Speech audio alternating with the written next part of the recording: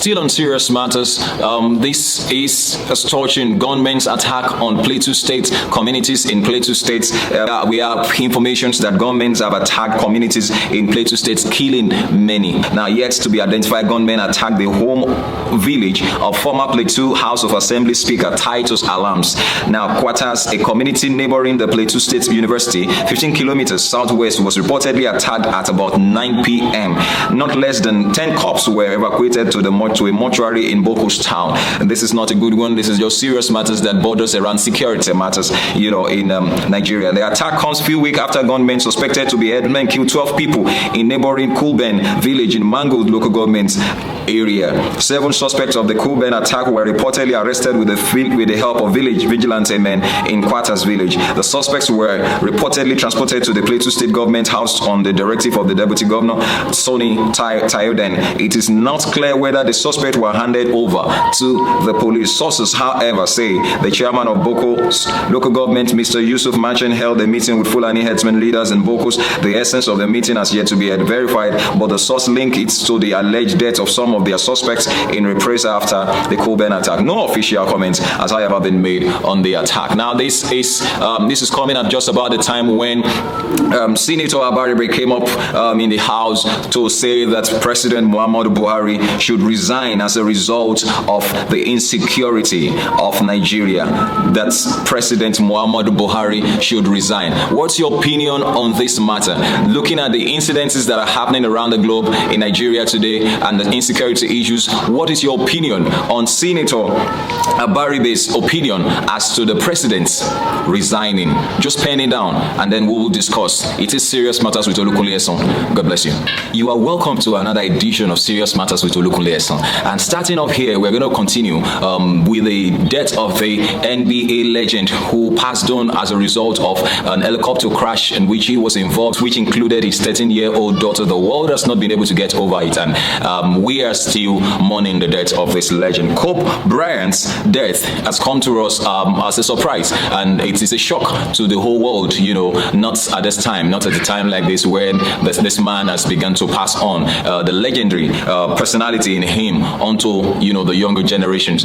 We acknowledge, or we gathered that there were other, younger basketball players on the jets, on the helicopter, I beg your pardon, and then their parents were even there. So it's not really a nice one, at this point. But then it's a serious matter to be discussed because we are going to pen our condolence, to the family of Bryan. However, it's been put together as a result of investigations that the helicopter dropped more than 2,000 feet a minute. It dropped at about 2,000 feet a minute. Now, the helicopter that crashed over the weekend in California, killing 9 people, including NBA legend Kobe Bryant, dropped more than 2,000 feet a minute and was in one piece until impact into a hillside. That's a report from the National Transportation Safety Board member, which he brought about just today, saying that the aircraft dropped and that must have been a very, very high speed, for that aircraft to have dropped. It dropped at a very high speed. They said it dropped at 2,000 feet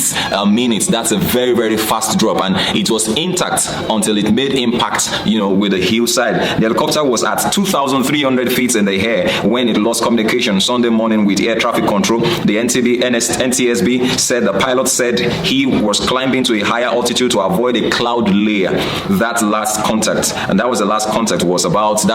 came at around 9:45 a.m. on Sunday. Now, then the first 911 call came in 2 minutes later, and that's Los Angeles County Sheriff Alex said. Now, part of the helicopter were found scattered at the crash site, which stretched 500 to 600 feet. The NTSB had said. Now, there were indications from the investigations that the pilots, haven't discovered even before takeoff that there were issues with the cloud. However, he received a super permission to fly. Even he received a special permission. Permit me to put it that way. That he received a special permission to fly at that time. The pilot got a special permission to fly, regardless of the cloud. However, he was flying at 1,500 before, moving up to 2,300. However, he discovered that at a particular point there was cloud ahead of him. So he went ahead to say that, look, I am moving a bit higher, and that was the last. After that, communication broke up, and then they could not reach them again. And the next that was being heard was that the helicopter crashed. However, we had said earlier on that the helicopter made impact with the ground before scattering. It made impact. It was intact. It was intact, not blades flying around or what have you. But then the world is going to miss this young man. The world is going to miss him for his legendary in the NBA. The NBA worldwide is going to miss Kobe Bryant. Now, we had 3 young girls who were also on board. These were promising NBA legends who had also gone down, with this young man. Well, it's not a good one at this point, but then that's why I say that it is a serious matter that is being discussed, just at this time. However, fans worldwide turned grief into aid. They turned grief into aid. Now, from China to Italy, where Bryant spent much of his childhood and became fluent in Italian, grieving fans remember Bryant's global impact, not just as a player, but as a humanitarian person. Bryant was active with charities such as After School All Stars, Stand Up to Cancer, and of course the Cobb and Vanessa's Bryan Family Foundation, which helps struggling families around the world. Now, fans and companies are carrying on Bryant's legacies of philanthropy. Now, you see that the world is not just letting this go just like that. The world is trying their best to see to it that they continue in the steps of Kobe Bryant. Well, Kobe Bryant, we're going to miss you. We pray that your soul continue to rest in peace, and that of everyone who were on this ill-fated helicopter crash. And then we believe that this will have a way or an impact in the life of the up and coming, so as to be able to build a legendary that could be looked up to, that could be built upon in their fields and endeavors. However, I'd like for you to just pen down your heartfelt condolence and what have you for Kobe Bryant on this video. That is all. We're not asking questions. All we're saying is that we miss this guy, and I just want you to do the same with us. My name is Olukunle, and this is Serious Matters.